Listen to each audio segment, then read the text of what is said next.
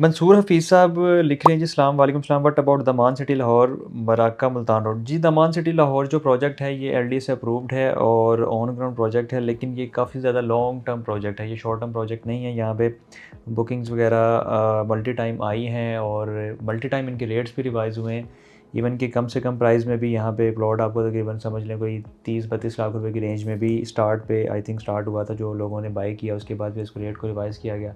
ज़मीन dot com ने इसकी एडवर्टाइजमेंट की तो उस वक्त जो प्लॉट की प्राइस थी कम से कम भी 15 लाख रुपए फ़ी मरला थी, यानी कि तकरीबन को 45 लाख रुपए से प्लॉट स्टार्ट होता था और बाकी 5 मरला और 10 मरला की कटिंग भी यहाँ पे मौजूद है। तो ऑन ग्राउंड प्रोजेक्ट है, नंबर के साथ प्लॉट्स हैं, एलडीए से अप्रूव्ड है, लेकिन डिलीवरी बहुत ज़्यादा ऑलरेडी उन्होंने लेट कर दी है और आगे भी लेट करेंगे।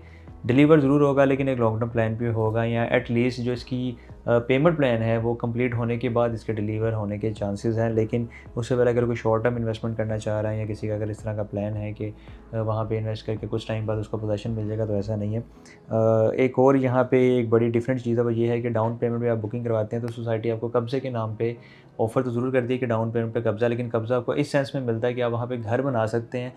घर के लिए आपको इजाज़त है लेकिन उस घर में रिहाइश नहीं कर सकते। वो एटलीस्ट आपको उसके लिए कोई 70-80% पेमेंट अदा करनी पड़ती है और फिर जाके आपको इजाज़त मिलती है कि आप इस घर में रह सकें। बड़ी अजीब सी ये पॉलिसी है, मुझे तो समझ नहीं आ रही। अगर किसी इंसान ने डाउन पेमेंट या एडवांस दी है, उसके बाद वो घर बना ले 4-6 माह में, उसके बाद उसको कब्ज़ा नहीं मिल सकता उस घर में, वो रह नहीं सकता जब तक वो प्लॉट की रिमेनिंग पेमेंट तकरीबन को 70-80% पेमेंट नहीं कर देता। तो इससे बेहतर है कि आप इस तरह की कोई अनाउंसमेंट ही ना करें कि डाउन पेमेंट पे कब्ज़ा।